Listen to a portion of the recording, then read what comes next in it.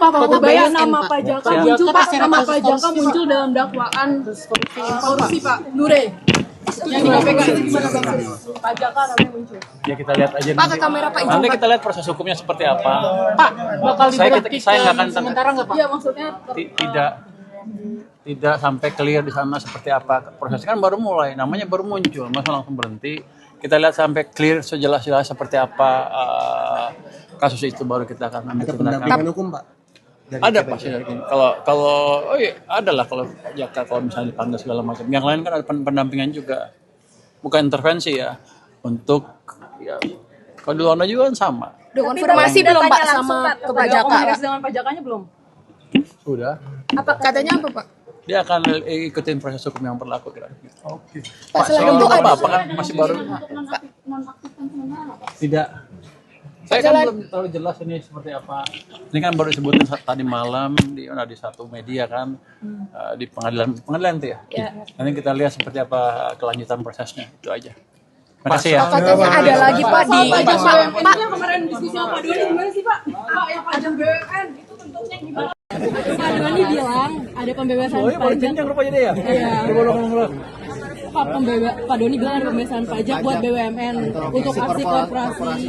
Nah, itu pembebasan pajak itu gimana? Streamlining kan itu pada waktu dia merja dan itu kan dari 1000 berapa menjadi 248 kalau nggak salah terus situ. Itu kan ada cost pada waktu dia ini segala macam.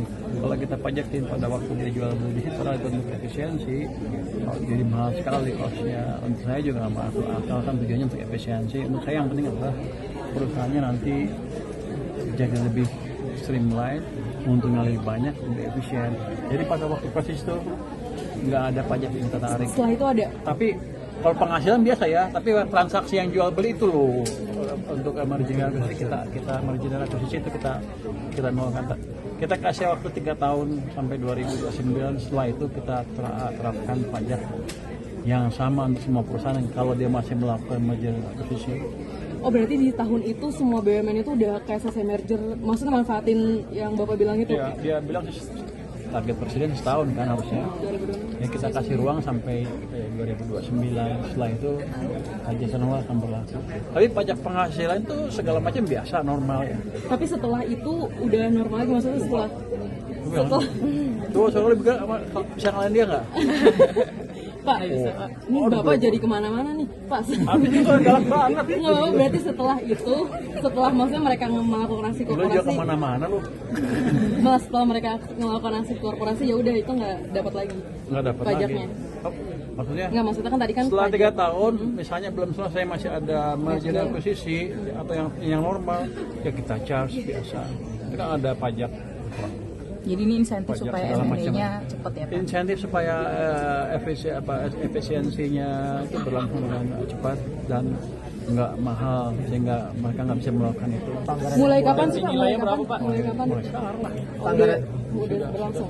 Anggaran buat stabilization fund itu yang disiapin berapa sih? Kalau boleh tahu. Nanti sedang kita pelajarin, sedang kita hitung deh. Lu pengen bocor aja lah. Oke ya. Pak, bond stabilization fund, Pak, bond stabilization fund tidak dari realokasi anggaran lain, Pak.